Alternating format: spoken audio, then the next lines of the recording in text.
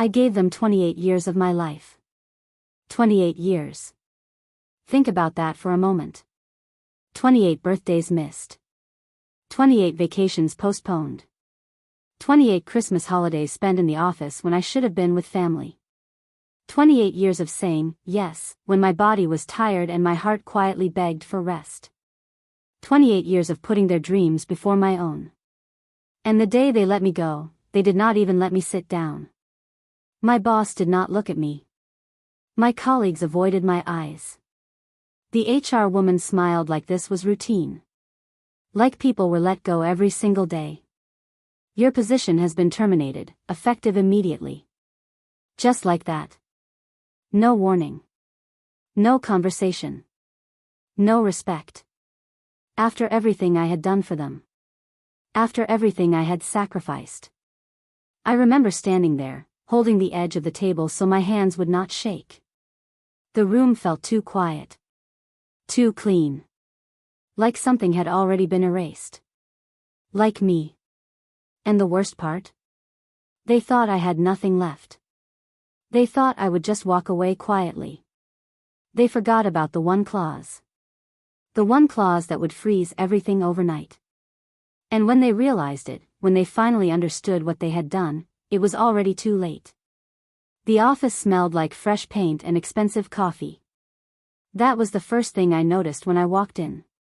Not the betrayal. Not the tension. Not even the heavy silence that hung in the air. Just that smell. It was strange how something so small, so ordinary, could stay with you when everything else was falling apart. Like your mind holding onto something simple so it did not have to process the bigger pain. Please sit, the HR woman said, but there was no chair pulled out for me. So I stood.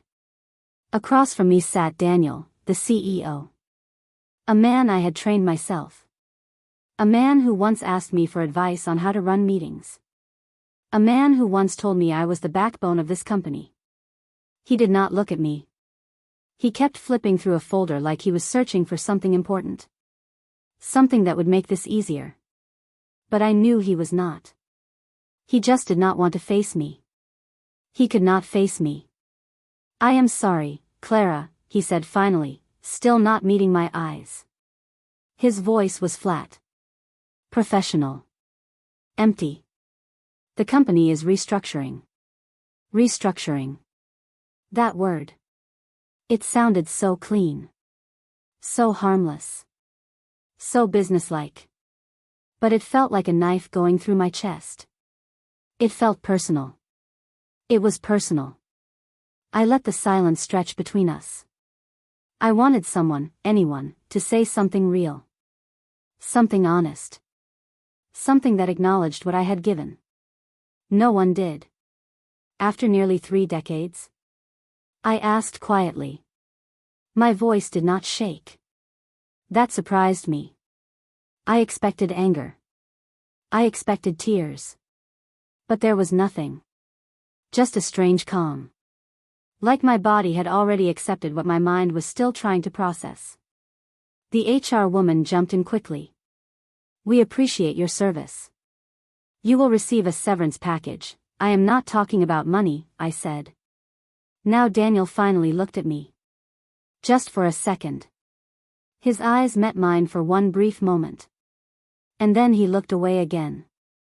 That hurt more than anything. Because it told me everything I needed to know. This was not business. This was deliberate. This was planned. It was not just Daniel. That is what made it worse. It was Linda from finance, the one I helped when she almost got fired for misreporting numbers. It was Mark from operations, who used to call me late at night asking how to handle suppliers. It was even Jenna. My assistant. The one I had personally trained. The one I had defended when others said she was not ready. They were all in on it. I realized it when I looked around the office floor on my way out. Conversations stopped when I passed. People avoided eye contact. And then I saw it. Jenna sitting at my desk. My desk. Typing. Smiling. Like she belonged there. Like I had never existed. She looked up at me for a brief second. And then she quickly looked back at her screen. That moment. That quiet, small moment. That was the real humiliation. Not the termination. Not the meeting. That. I did not cry. Not in the office. Not in the car. Not even when I got home to my empty apartment. I sat on my couch, still wearing my work clothes, staring at nothing. Hours passed. I did not move. I did not eat.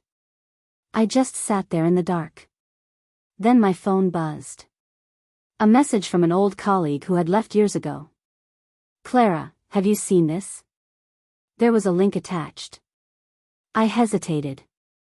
My heart was already pounding. I did not want to know. But I needed to know. Then I clicked. It was a company announcement. A post. Bright. Polished. Celebratory. Professional. Exciting new leadership transition. There was a picture. Daniel in the center looking proud. Linda and Mark beside him with their arms crossed confidently. And Jenna standing right where I used to stand. In my office. At my desk. Smiling widely. Confident. My replacement. The caption praised their vision and bold direction.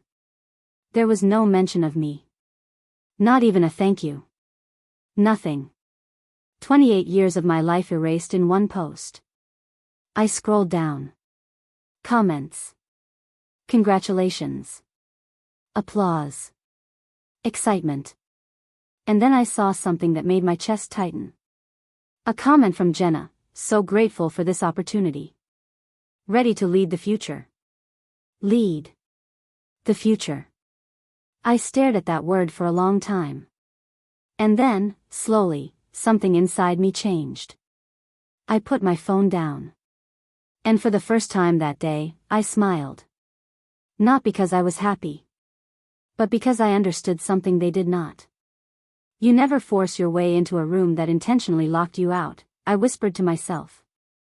You quietly make sure you own the entire building. They thought they had removed me.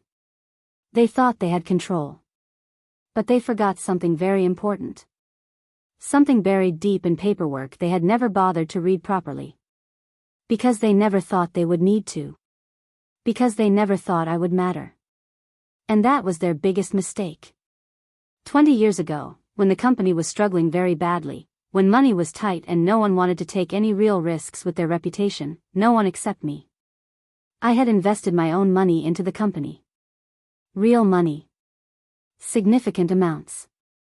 A quiet agreement was made between me and the previous owner. A protective clause was written into the contract. Something Daniel's predecessor insisted on to keep things stable. Something to protect the investment. At the time, it seemed small.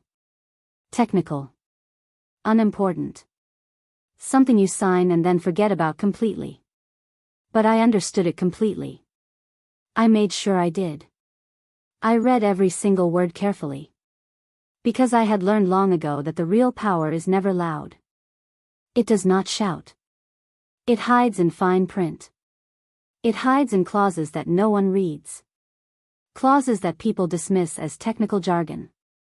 The clause stated that in the event of sudden executive restructuring without proper board consensus, certain critical operational systems required dual authorization. One of those authorizations was mine. Without my authorization, key financial channels would pause. Contracts would freeze. Accounts would stall. Not permanently. But long enough. Long enough to create panic. Long enough to remind them who they had just thrown away. Long enough to make them understand their mistake. Weeks passed. I did not call anyone. I did not respond to messages or emails. I did not even check the company updates or social media posts. Instead, I rested. For the first time in years, real rest. I woke up without an alarm screaming at me. I drank my coffee slowly instead of gulping it down while reading emails. I read books I had ignored for decades. I spent time with friends I had neglected. I rebuilt myself in quiet ways. I exercised. I meditated. I healed. And from what I heard through the grapevine from people who still worked there, the company was doing just fine. New leadership. New direction. New energy. All of it without me. They believed they had won. They believed they had made the right decision. And I let them believe it. Because timing is everything. You do not strike when people are prepared. You do not strike when they are on guard. You strike when they are comfortable. When they have forgotten about you. When they think they are completely safe. It started on a Monday morning at exactly 9:12 in the morning. My phone rang. I looked at the screen immediately. Daniel. My former boss. I let it ring for a moment, then I let it go to voicemail. Then it rang again. And again. Then messages started coming in rapidly. Clara, we need to talk about something. Please call me back. It is urgent. Desperate messages. I did not respond. By noon, there were emails. Desperate emails from the company. By evening, there were voicemails. His voice was different now. Scared. Uncertain. The next day Linda called me. Then Mark. Even Jenna called. Her message was the shortest and maybe the saddest. Please. Just that. One word. I finally turned on the news after waiting. A small segment buried in the business section. Reports suggest operational disruptions within a major firm following internal restructuring. I smiled. Calm. Quiet. Exactly as I had planned and hoped. 3 days later, they came to me. Not as executives. Not as leaders with authority and power. But as people who were scared. Very scared. Daniel looked tired.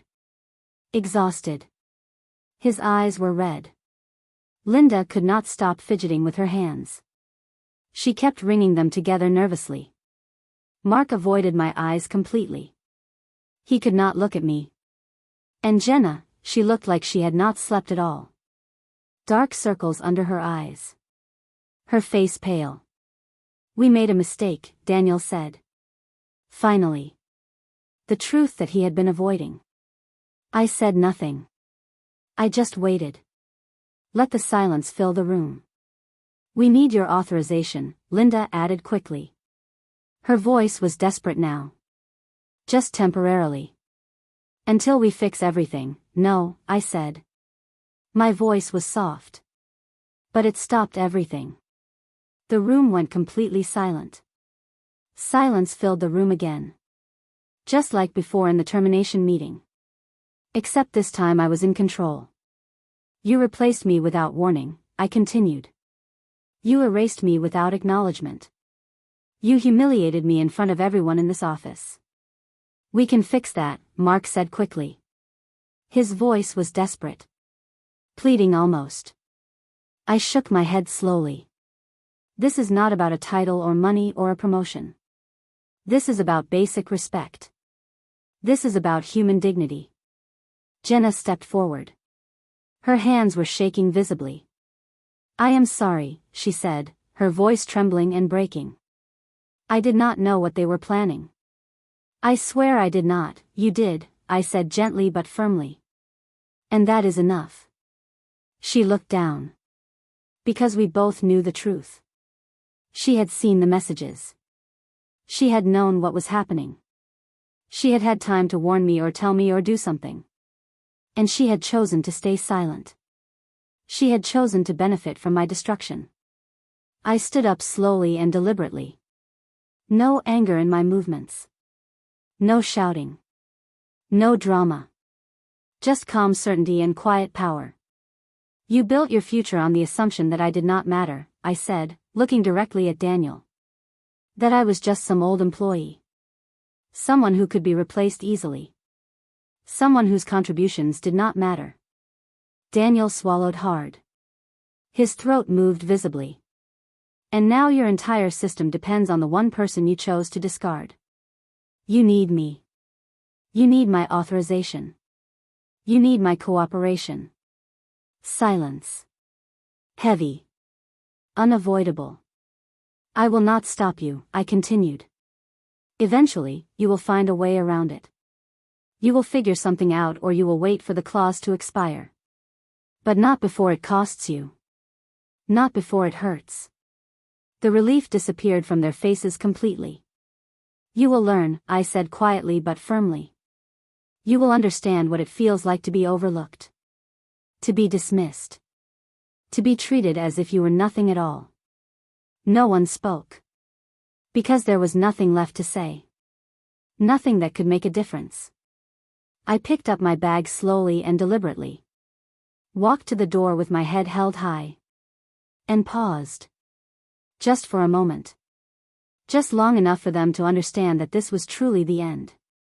The greatest revenge is not screaming at the people who tried to humiliate you, I said without turning back. My voice was calm. It is not proving them wrong in a dramatic moment. It is something quieter. Something colder. Something much more powerful. It is letting them realize too late, when they are desperate and scared, that their entire future depended on the woman they chose to throw away. That they built their success on my foundation. And now that very foundation was the only thing holding them up. And then I left. For good. I did not go back. I did not need to. Because power is not about staying where you are not valued. It is about knowing your worth.